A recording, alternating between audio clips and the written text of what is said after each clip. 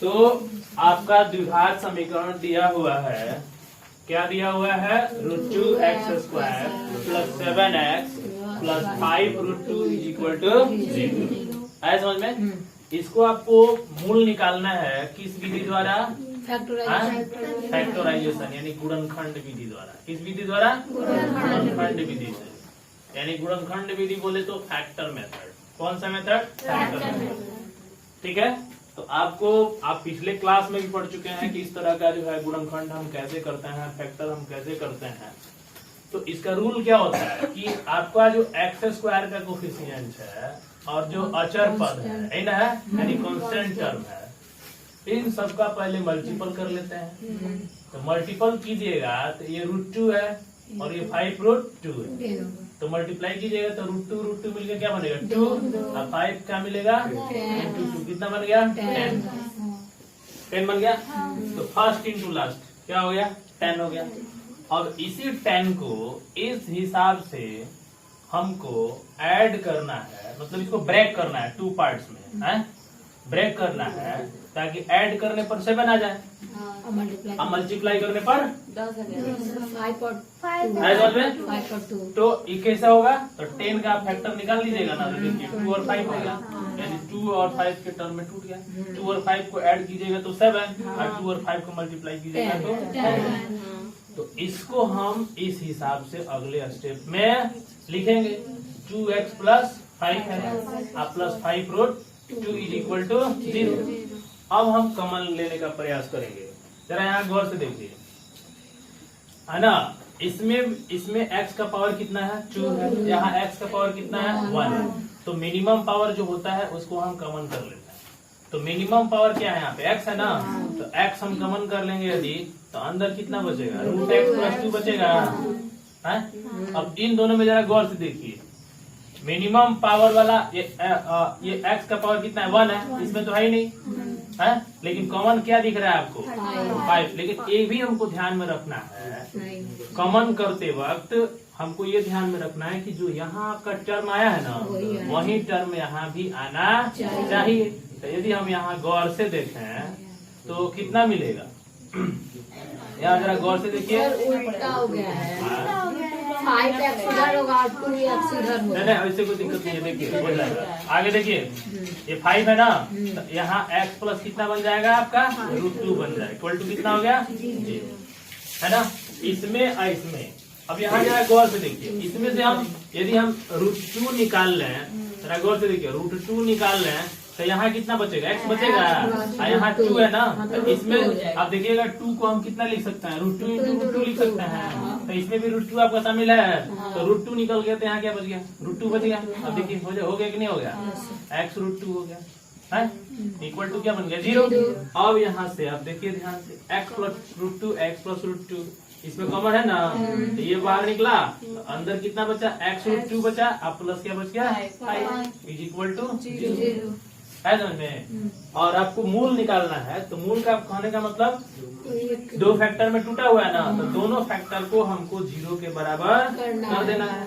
x + √2 एक बार 0 के बराबर कर दो तो यहाँ से x का वैल्यू -√2 मिलेगा, और दूसरा है x √2 + 5 है ना, इसको 0 के बराबर कर दो तो यहाँ से तुमको x का जो वैल्यू मिलेगा -5/√2 मिलेगा, है समझ में। इसका आप परमेकरण कर दीजिए तो √2/√2 यानी -5√2/2। तो x के आपको कितने मान मिल गए 2, और 2 ही मान आने चाहिए क्योंकि क्वाड्रेटिक इक्वेशन है ना का अधिकतम घात कितना होता है 2। तो मूल कितने होने चाहिए 2 होने चाहिए, रूट कितने होने चाहिए 2 होने चाहिए, है समझ में। तो क्वेश्चन देख करके ना इसको ये मत समझो नहीं बनेगा, ये पिछली बार भी बता चुके हैं सवाल, है ना, समझ में आया। तो इस तरह का सवाल जो है आपको ध्यान में रखना है। एक क्वेश्चन आपको 2 नंबर में दे देगा, आपको रूट इसका जो है रूट निकालना होगा, समझ में आ रहा है। तो इसमें आपको सबसे पहले गुणनखंड करते वक्त यही ध्यान रखना है ना, फर्स्ट इंटू लास्ट को हमको मल्टीप्लाई करना है, फिर जितना आएगा उसको हमको ब्रेक करना है, तोड़ना है। ठीक है, तोड़ करके हमको देखना है कि मल्टीप्लाई करने पर कांस्टेंट आ रहा है कि नहीं और ऐड करने पर इतना आ रहा है। ठीक है, लेकिन ये हर जगह पॉसिबल नहीं है। तो जहाँ फैक्टर पॉसिबल नहीं है वहाँ सीधे कौन सा फॉर्मूला लगाते हैं? सिद्धाचार्य। किसका? हाँ, सिद्धाचार्य का फॉर्मूला लगाते हैं। और सिद्धाचार्य के मूल का formula -b plus minus √d बटा 2 और जहाँ d क्या होता है? b स्क्वायर माइनस 4ac है समझ में। और यहाँ d लगाते वक्त ये भी ध्यान रखना है कि d लेस देन 0 नहीं होना चाहिए। d लेस देन यदि 0 हो गया तो रूट्स आपके क्या हो गया? काल्पनिक हो गया, है इमेजिनरी हो गया, है समझ में। रूट आपका क्या बन गया? इमेजिनरी बन गया ना।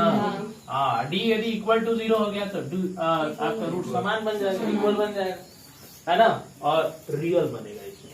ठीक है, और ग्रेटर देन होगा तब भी रूट्स आपका क्या बनेगा? रियल बनेगा। लेकिन इस केस में रूट नहीं निकलेगा, है समझ में, इमेजिनरी बन जाएगा।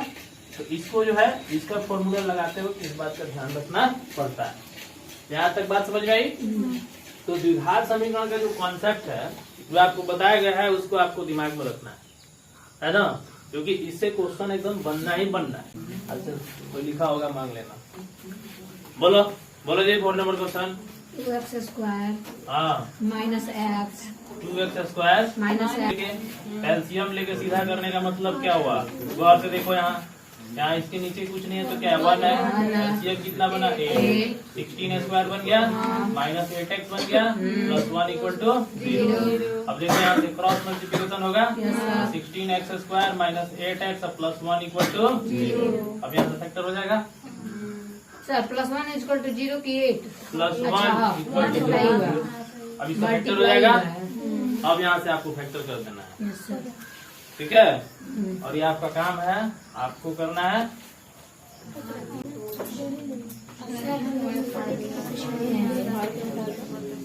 चलिए हम बात करते हैं रेशनल नंबर के बारे में। किसके बारे में? Rational number. आपको याद होगा कि रेशनल नंबर का क्लास हम लिए थे फर्स्ट टाइम में, है। रेशनल नंबर को हम कहते हैं परिमेय संख्या। क्या कहते हैं? परिमेय संख्या।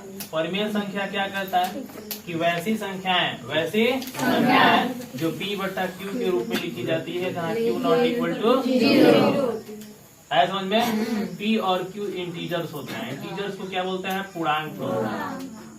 p और q क्या होते हैं? इंटीजर्स होते हैं और इनको हम पूर्णांक करते हैं। है समझ में। तो कहने का मतलब ये है कि रेशनल नंबर यानी परिमेय संख्या 3/4 हो सकता है, -2/7 हो सकता है, 2/2 हो सकता है, 7/1 हो सकता है ना, 4/1 भी हो सकता है।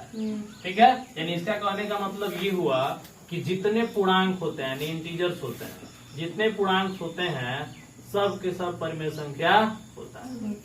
सब के सब परिमेय संख्या होता है, यानी सभी पूर्णांक परिमेय संख्या हो सकते हैं, है ना। सभी पूर्णांक परिमेय संख्या हो सकते हैं, लेकिन सभी परिमेय संख्याएं पूर्णांक नहीं हो सकते। क्यों? क्योंकि देखो जैसे 3/4 है, इसको हम पूर्णांक नहीं कह सकते। पूर्णांक मतलब होता है पूर्णांक, जैसे 2, 3, -4, -7 है। जैसे संख्या रेखा होता है ना 0, 1, 2, -1 और -2, ये सब पूर्णांक होते हैं, कंप्लीट नंबर। है समझ में। लेकिन ये फ्रैक्शन में आ गया ना, तो फ्रैक्शन में आ गया तो कभी पूर्णांक बन नहीं सकता, इसलिए इंटीजर नहीं है। समझ में। 1/0। अब देखो यहाँ कह रहा है q नॉट इक्वल टू 0। नीचे वाला टर्म यदि 0 हो गया तो फिर वो परिमेय संख्या ऐसे संख्या को बोलते हैं वो अनडिफाइंड है, यानी अपरिभाषित है। समझ में। एक और बात, अक्सर एग्जाम में पूछता है पाई क्या है, परिमेय है कि अपरिमेय है? पाई क्या है? तो पाई एक अपरिमेय संख्या है। पाई एक अपरिमेय संख्या है समझ में। पाई परिमेय संख्या नहीं है, क्या है? ये इरेशनल नंबर है। पाई अपरिमेय संख्या है, नॉट परिमेय संख्या। याद रखिएगा, ये अक्सर एग्जाम में पूछता है। ठीक है, पाई क्या है? तो पाई एक अपरिमेय संख्या है, इरेशनल नंबर है। एक और बात, यदि रूट में कोई संख्या है, जैसे मान लो कोई स्क्वायर रूट हमको 64 का चाहिए, तो ये तो 8 हो जाएगा ना, तो √64 एक पूर्णांक बन सकता है। समझ में। लेकिन √3 एक पूर्णांक नहीं बन सकता। क्यों नहीं बन सकता कि √3 का परफेक्ट स्क्वायर रूट निकालना इम्पॉसिबल है। ऐसा समझ में, इसीलिए पूछा जाए कि रूट में जिसका स्क्वायर रूट नहीं होता वह अपरिमेय संख्या होता है। √7 अपरिमेय संख्या है, √5 अपरिमेय संख्या है, √11 अपरिमेय संख्या है। लेकिन पूछा जाए कि √4 क्या है, अपरिमेय संख्या है? नहीं। यह क्या है? अपरिमेय संख्या है, क्योंकि यहाँ से आपको +-2 मिल जाएगा। तो ध्यान रखिएगा, रूट में आने वाली संख्याएं अपरिमेय संख्या होती है। दूसरा क्या बात, पाई एक अपरिमेय संख्या होता है। एक और तरीके से सवाल पूछता है इसमें, यदि मान लीजिए आपको इस तरह से दे दे 0.0300 है ना, फिर 30000 इस तरह से दे दे, है ना, तो ऐसे भी संख्याएं क्या कहलाती हैं? अपरिमेय संख्याएं कहलाती हैं। देखो, इसलिए कहेंगे कि इसका परफेक्ट रूप से रिपीटिंग नहीं हुआ है, परफेक्ट रूप से रिपीटिंग नहीं हुआ है, यानी इसको हम कहते हैं क्या? अपरिमेय संख्या। क्या ये? अपरिमेय संख्या। दशमलव में इसका नाम होता है ना, दशमलव में इसका नाम होता है अशांत अनावर्ती। अशांत अनावर्ती, अशांत दशमलव, non terminating non repeating, non terminating non repeating इसको कहा जाता है। ठीक है, इसका डेसिमल निकालेंगे ना तो कभी कटवो ना करेगा, है ना, एक समान हो नहीं करेगा। तो ऐसे दशमलव भिन्न को क्या बोलते हैं? अशांत अनावर्ती दशमलव भिन्न होता है। ऐसा समझ में, जैसे मान लीजिए कि 0.2 है, इसके ऊपर रेकरिंग है, इसका मतलब क्या हुआ? इसका मतलब बिंदु जो है बार बार आ रहा है, तो समान रूप से ये रिपीट हो रहा है ना, तो ये अशांत हो जाएगा, अशांत होगा लेकिन आवर्ती में होगा। किसमें होगा? अशांत आवर्ती। अशांत आवर्ती का मतलब हो गया क्या? अशांत आवर्ती का मतलब हो गया क्या कि non terminating repeating. Non terminating, terminate का मतलब क्या होता है? कट जाना, है ना, तो ये कटेगा भी नहीं लेकिन रिपीट होगा। आवर्ती मतलब होता है दोहराना, बार बार आना। ऐसे समझ में, तो ऐसे दशमलव भिन्न को क्या बोलते हैं? अशांत आवर्ती, और ऐसे दशमलव भिन्न को अशांत अनावर्ती। तो ये जो है ना, ये आपका परिमेय संख्या बनेगा, ऐसा समझ में, लेकिन यह आपका परिमेय संख्या नहीं बनेगा। यह कौन संख्या बन जाएगा? अपरिमेय संख्या बन जाएगा। तो सवाल को बनाते वक्त इस बात का ध्यान रखना है कि इस तरह के प्रश्न बहुत पूछे गए हैं। ऐसा समझ में कि निम्न में परिमेय संख्या कौन है, अपरिमेय संख्या कौन है, तो ऐसे भी ऑप्शन में दे देगा और ऐसे भी ऑप्शन में दे देगा, रूट में भी दे देगा, पाई को भी दे देगा। तो इस बात का हमको ध्यान में रखना है, कॉन्सेप्ट याद रखना है कि रूट में आने वाली संख्या है जिसका परिमेय परफेक्ट स्क्वायर रूट न निकले वो भी अपरिमेय संख्या है, पाई एक अपरिमेय संख्या है, और अशांत अनावर्ती दशमलव भी अपरिमेय संख्याएं होती हैं। आए समझ में। और ये है अशांत आवर्ती, क्या है ये? अशांत आवर्ती, यह परिमेय संख्या होता है। आए समझ में। तो इस तरह से यानी ये सब किसके हैं? सब ये जो है परिमेय संख्याओं का ये दशमलव निरूपण करने पर इस तरह से प्राप्त होता है। आए समझ में। तो इस बात का ध्यान रखना है। तो आपसे पूछा जाए कि √3 कौन सी संख्या है? परिमेय है, अपरिमेय है, दोनों है? बोलो। आए समझ में। अब देखो एक और बात यहाँ से समझना है। आप लोग इस बात को भली भांति जानते हो क्या कि x में यदि एक अलग चर एक दूसरे चर से ऐड हो जाए तो क्या इसका ऐड पॉसिबल होता है? नहीं होता है, क्योंकि अनलाइक टर्म हो गया, विजातीय हो गया। उसी तरह से क्या होता है, उसी तरह से जैसे मान लीजिए कि √3 है, क्या है ये? √3 है और ये अपरिमेय संख्या है। अपरिमेय संख्या में कोई आप संख्या जोड़ भी दें, है ना, चाहे अपरिमेय जोड़े चाहे परिमेय जोड़े, तो ऐड तो होगा नहीं, इसीलिए होल जो है ये अपरिमेय संख्या ही बनेगा। ऐसा समझ में, क्या बनेगा? अपरिमेय संख्या ही बनेगा। समझ में आ रहा है ना। आप जो है अपरिमेय संख्या में कुछ भी जोड़ दिए वो हमेशा अपरिमेय ही रहेगा, घटा दीजिए तब भी अपरिमेय ही रहेगा। समझ में आ रहा है ना। तो अपरिमेय संख्या कहने का मतलब हुआ कि यहाँ पे दो टर्म बन गया। देखो ये अलग टर्म बन गया और ये अलग टर्म, इनका जोड़ कभी पॉसिबल नहीं है। समझ में, ठीक है ना। √3 है और √3 है, इसको x की तरह बिहेव करते हैं, नहीं करते हैं। मान लो यहाँ x + x रहता तो 2x लिख देते हैं ना, वैसे ही √3 रहता तो 2√3 लिख देते हैं ऐड करके। ऐसा समझ में। तो रेशनल नंबर में इरेशनल नंबर में कोई भी आप नंबर ऐड कीजिए तो हमेशा वो इरेशनल नंबर ही होता है, माइनस कीजिए तभी इरेशनल नंबर ही होता है। आए समझ में। इस बात का ध्यान रखना रहता है। दूसरा बात, जैसे मान लीजिए कि आपको कुछ इस तरह से सवाल दे दें 2√2/√2, बताइए ये रेशनल है कि इरेशनल है? रैशनल है। हाँ? रैशनल नहीं। बोलिए क्या है? 2√2/√2 ये कौन सा परिमेय, कौन सा ये बनेगा? परिमेय बनेगा कि अपरिमेय बनेगा कि दोनों बनेगा? हाँ? पढ़ाओ रैशनल बनेगा। पढ़ाओ। क्या होता है परिमेय का मतलब बता? परिमेय संख्या किसको बोलते हैं? परिमेय में तो जो बाहर निकाला जाए इसको परिमेय संख्या होता है। कान के नीचे मारेंगे अभी सट देना बैठ जाओगी। तमाशा हो रहा है यहाँ पे। बोलो जी ये बनेगा परिमेय संख्या? है? परिमेय नहीं है।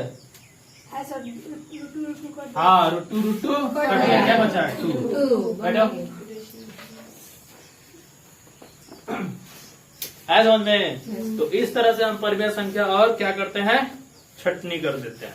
तो छटनी करने के लिए आपको ध्यान रखना है। जैसे मान लीजिए कि ऑप्शन में आपको दे दे कि निम्न में कौन परिमेय संख्या है, दिख रहा है यहाँ से? हाँ? निम्न में कौन परिमेय संख्या? बुढ़ियों की हम जो लिख रहे हैं वो नहीं दिख रहा है। यहाँ भी नहीं दिख सर यहाँ पर दिख रहा है। यहाँ दिख रहा था। वो ज्यादा उत्तर दिखा। अभी और आगे और आगे और आगे यहाँ लिख रहा है, नहीं दिख रहा है? दिख रहा है।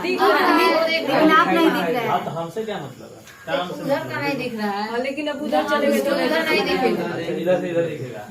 इधर दिख रहा है? नहीं सर बस यहाँ तक। बस बीच में दिखे बीच हाँ, वही तक। अच्छा, हम सही लिख रहे थे इतना इसीलिए। तक लिखे होते अच्छा हैं। चलिए ठीक है, इतने बीच में ठीक लिख रहे थे। हाँ। हाँ सुनिए, अब मान लीजिए कि आपको क्वेश्चन दे दे कि बताइए कि निम्न में कौन परिमेय संख्या है। मान लीजिए √3 दे दे, 4 + √3 दे दे, √2/√2 दे दे, 9/20 दे दे। तो कौन इसमें आपका परिमेय संख्या है? हैं? बोका लाश को हम है ना कैसे समझाएं? देखो ये परिमेय संख्या है। रूट से ये निकलेगा नहीं पूर्ण रूप से। अभी क्या बताया कि ये देखो परिमेय में कोई भी नंबर जोड़ दो तो भी परिमेय ही हो जाता है ना? ये देखो ये तो कट के 1 आ जाएगा। ऐसे ही क्या हो गया? ये परिमेय संख्या हो गया। 9/20 का सवाल ही नहीं है इसमें। है तो छटनी करना सीखना है कि कौन हो सकता है कौन नहीं हो सकता है। एग्जाम में इस बात का ध्यान रखना है। क्वेश्चन पूछता है परिमेय संख्या है तो पहले आपसे देखिए कि कौन नहीं है। हैं? जो नहीं है वो पहले छट दीजिए, जो है उसको टिक लगा दीजिए। एग्जाम में क्वेश्चन करते वक्त छटनी करना सीखना है। मान लीजिए कि ऑप्शन ए दिया है, बी दिया है, सी दिया है, डी दिया है। क्वेश्चन पूछ रहा है तो पहले देखिए कि कौन नहीं होगा। तो ए छट गया, बी छट गया, सी और डी बचा है तो सी और डी में भी देखिए कौन छटेगा। इस तरह से आप क्वेश्चन कीजिएगा ना, छांटने वाला काम आप दिमाग में कीजिएगा किसको किसको छांट सकते हैं ऐसा समझ में, तो उससे आपका क्वेश्चन बढ़िया से बनेगा। ठीक है, पैरा वाइज तुक्का फुक्का लगाइएगा तो सबके सब गलती हो जाएगा, लोल बन जाएगा। ऐसा समझ में?